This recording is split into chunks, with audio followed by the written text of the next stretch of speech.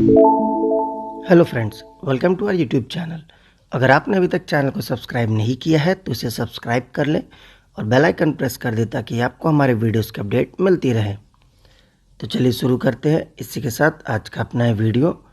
तो ये हमारा वीडियो है जीएस टेस्ट पेपर 91 और आज का हमारा पहला क्वेश्चन है, If one starts moving towards Kolkata from Kanyakumari along Eastern Ghats, which of the following mountains she witness from the south to north? कहने का मतलब अगर कोई कलकत्ता से कन्याकुमारी तक जाएगा ईस्टर्न घाट यानी पूर्वी जो घाट है उसकी मदद से जाएगा तो इनमें से कौन कौन से जो पहाड़ है वो आएंगे। और आप ध्यान दीजिएगा ये साउथ टू नॉर्थ है, जहाँ भले रहे कोलकाता से कन्याकुमारी लेकिन कन्याकुमारी से नहीं कन्याकुमारी से कोलकाता ही जा रहा है। तो आपको बताना है साउथ से नॉर्थ यानी दक्षिण से उत्तर की तरफ जाते हुए इनमें कौन कौन से पहाड़ पड़ेंगे। आपके ऑप्शन से पहला है जावाड़ी हिल्स, सेकंड है शेवरॉय हिल्स, थर्ड है नल्लामल्ला और फोर्थ है गरजात हिल्स।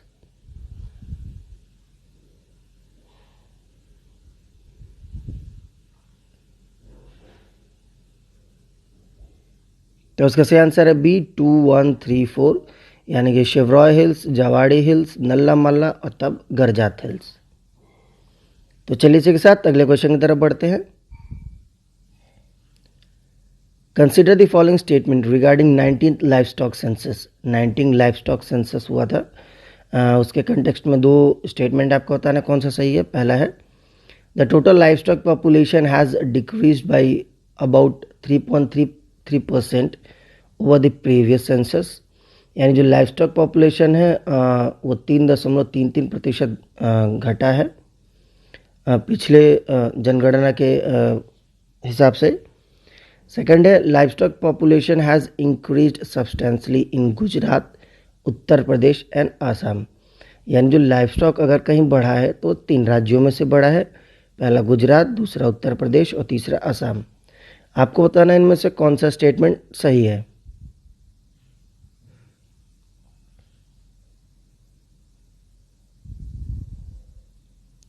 तो उसका सही आंसर है सी, बोथ 1 and 2 यानी कि दोनों स्टेटमेंट सही है।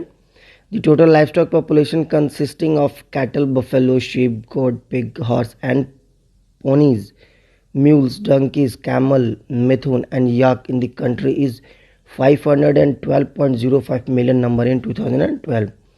यानी ये सारे जो घरेलू जानवर जिनको हम बोलते हैं जो कि अक्सर किसी न किसी कमर्शियल पर्पस यानी कि व्यापार के लिए इस्तेमाल होते हैं तो इन्हीं को लाइफ स्टॉक बोलते हैं। तो ये कुछ ना कुछ ये इनकी जो जनसंख्या है वो 512.05 मिलियन है 2012 के सेंसस के मुताबिक। तो चलिए इसी के साथ अगले क्वेश्चन की तरफ बढ़ते हैं। Consider the following statement. पहला है Chagos island are located in the to the north of Maldives, यानी जो चैगोस आइलैंड है वो मालदीव के उत्तरी भाग की तरफ है। सेकंड है US military base is the Diego Garcia island is located in the Chagos island archipelago, यानी यूएस की जो एक मिलिट्री बेस है डियागो ग्रेशिया करके वो चैगोस आइलैंड पे स्थित है। तो आपको बताना इनमें से कौन सा स्टेटमेंट सही है।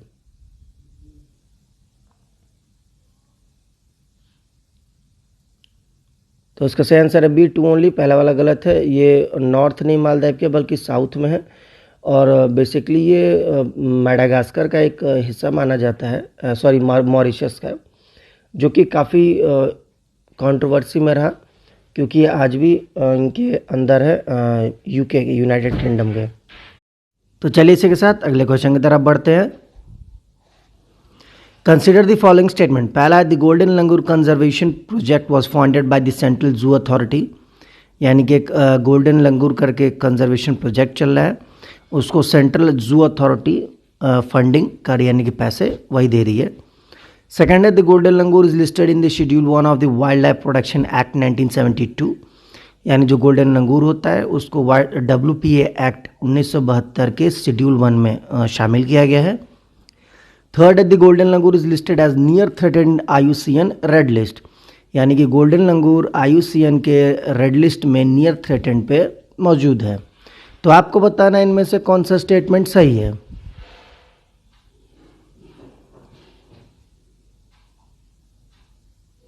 तो उसका सही आंसर है A 1 and 2 only. The golden langur is listed in appendix 1 of the CITES and schedule 1 of the wildlife protection act.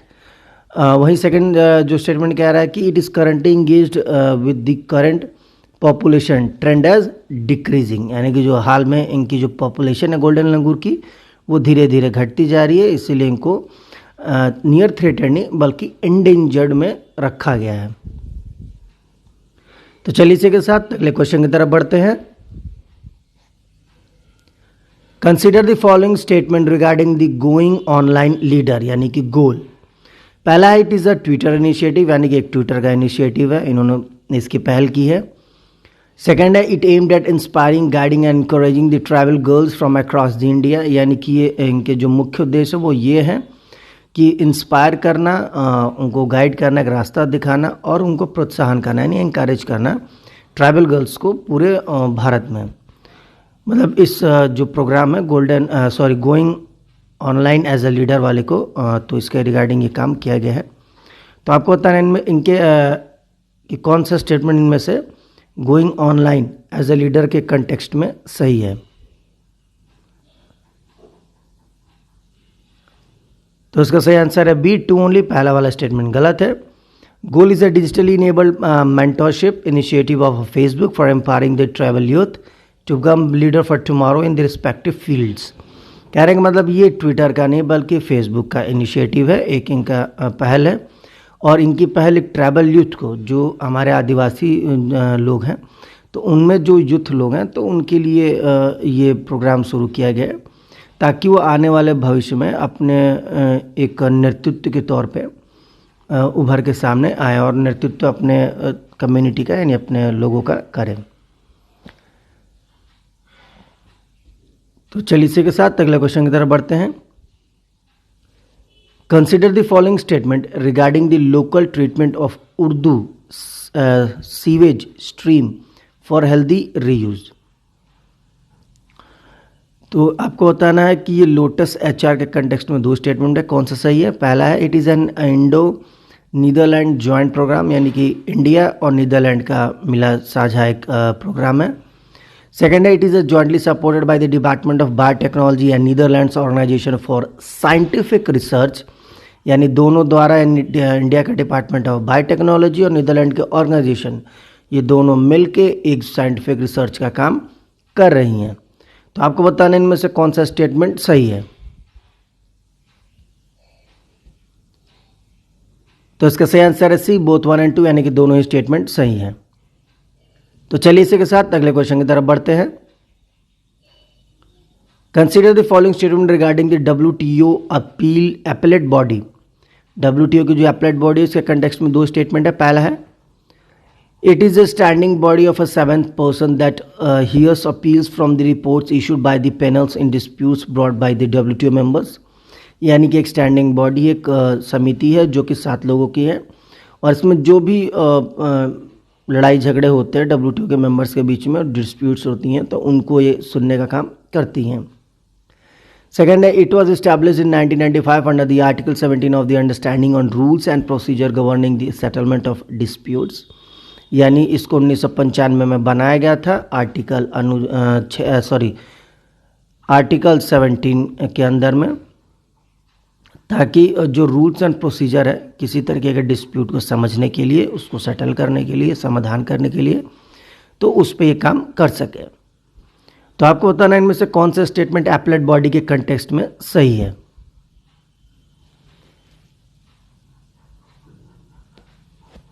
तो इसका सही आंसर है C बोथ 1 and 2, यानी कि दोनों ही स्टेटमेंट WTO अपीलेट बॉडी के कंटेक्स्ट में सही है। तो चलिए इसी के साथ अगले क्वेश्चन की तरफ बढ़ते हैं।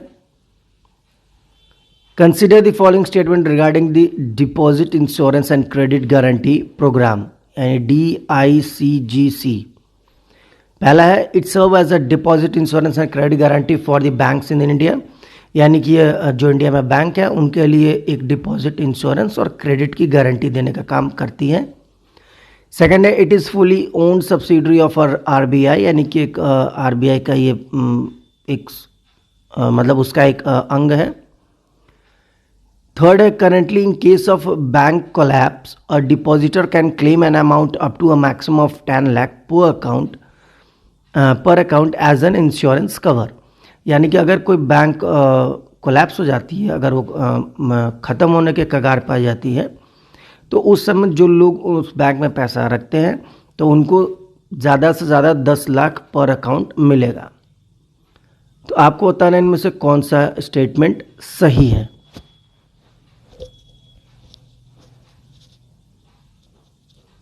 तो इसका सही आंसर है डी 1 and 2 ओनली, थर्ड वाला गलत है। 10 लाख पर अकाउंट नहीं बल्कि सिर्फ और सिर्फ 1 लाख पर अकाउंट आपको मिलेगा ज़्यादा से ज़्यादा। तो चलिए इसी के साथ अगले क्वेश्चन की तरफ बढ़ते हैं। Many people use the phrase far side of the moon to describe the mysterious and unknown. The far sides of the moon is supported to be the side that faces away from the earth. Consider the following statements regarding the research work that take place on the far side of the moon. काफ़ी लोग एक phrase इस्तेमाल करते हैं फार side of the moon, यानी moon से एक दूरी उसकी मतलब उसका एक अलग हिस्सा, तो एक मिस्टीरियस और अननोन के तौर पे इसको इस्तेमाल करते हैं। तो आपको बताना है कि उसके कंटेक्स्ट में एक रिसर्च हुआ था, तो कौन सा स्टेटमेंट सही है। पहला स्टेटमेंट है change 4 explores the far side of the moon which can be never seen from the अर्थ, यानी कि चेंज 4 एक प्रोग्राम है जिसके तहत हम चांद का वो हिस्सा देख सकते हैं जो आज तक देखा नहीं गया है। ऐसा माना जाता है कि चांद का सिर्फ हम लोग एक ही हिस्सा देखते हैं, दूसरा हिस्सा हमने आज तक कभी नहीं देखा है। सेकेंड है landing of U22 rover takes place on the far side south pole which never gets sunlight. तो एक U22 रोवर है जो कि चांद के उस हिस्से में लैंड कराया गया है जिसको हमने आज तक देखा नहीं है और जहां सूर्य की किरणें कभी नहीं जाती हैं।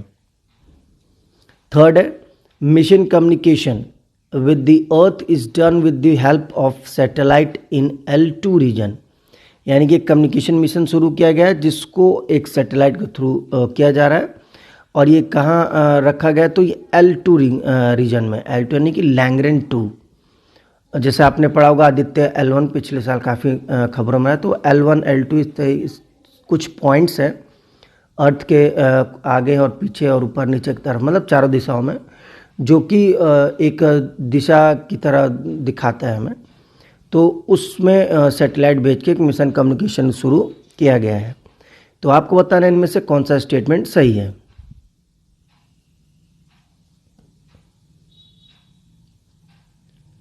तो इसका सही आंसर है A3 ओनली, 1 and 2 गलत है। About 18% of the far side is occasionally visible from the earth due to libration, यानी सिर्फ 18% हिस्सा ही उसका हम नहीं देख पाते हैं। Although it is called the dark side of the moon, this is actually misnomer.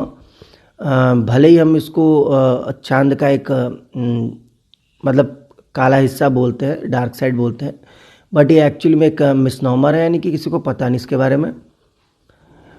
Viewed from the earth, half the moon in sunlight it and any time and during a new moon, the near side is dark side while it is the far side that is fully light. तो कहने का मतलब होता है जब dark side होता है, मतलब जब हम कहते हैं कि हमारा चांद मतलब आज नहीं दिखेगा, ढक जाता है पूरा, तो उसका मतलब ये है कि एक वो हिस्सा है जो हम नहीं देख पाते, बल्कि जो फार साइड वाला हिस्सा है उस पर चांद की किरणें आती हैं। जैसा कि स्टेटमेंट में कहा था कि उस पर सनलाइट नहीं आती है, यानी कि सूर्य की किरणें नहीं आती हैं, तो ऐसा नहीं है, उस पर सूर्य की किरणें उन हिस्सों पे उस समय पड़ती हैं। और लास्ट है, a far side of the moon is also a lighter in colour. तो जो फार साइड है, यानी कि वो हिस्सा जो कि हम नहीं देख पाते हैं चांद का, वो हिस्सा काफ़ी उजाला है, मतलब लाइटर है। तो चलिए इसी के साथ अगले क्वेश्चन की तरफ बढ़ते हैं। Question number 10, which among the following radar had played a significant role with the recent Kerala flood rescue operation with the help of a long range weather surveillance and forecasting function. तो कौन सा radar है जो Kerala flood अभी हुआ था उसमें जो रेस्क्यू प्रोग्राम चला था, तो उसमें इसने इतना बड़ा काम किया है।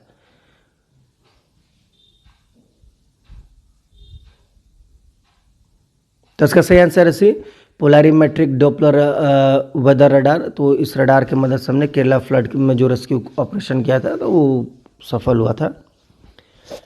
तो फ्रेंड्स, इसी के साथ आज का हमारा वीडियो ख़त्म होता है। जाने से पहले हम आपको हमारा जो लास्ट वीडियो यानी जीएस टेस्ट पेपर 90 जो था, तो उसका क्वेश्चन ऑफ द डे का आंसर बता देते हैं। तो क्वेश्चन ऑफ द डे था, which of the following unit is not use to measure the turbidity of water. तो उसका सही आंसर है BATU। तो चलिए इसी के साथ आज का जीएस टेस्ट पेपर 91 का क्वेश्चन ऑफ द डे देख लेते हैं। आज का हमारा क्वेश्चन ऑफ द डे है, विच of the following compound cause permanent hardness of water. कौन सा इनमें कंपाउंड है जो कि पानी को हमेशा जमने के लिए मजबूर कर देता है। तो आपके ऑप्शन है A magnesium carbonate, B magnesium bicarbonate, C magnesium sulphate या D all of the above. तो फ्रेंड्स, इसी के साथ आज का हमारा वीडियो खत्म होता है। जाने से पहले अगर आपको हमारा वीडियो अच्छा लगा हो तो इसे लाइक करें, शेयर करें और हमारे चैनल को जरूर सब्सक्राइब करें। साथ ही आप हमें नीचे कमेंट बॉक्स में हमारे क्वेश्चन ऑफ द डे का आंसर ज़रूर दें। तब तक के लिए thank you for watching and bye bye.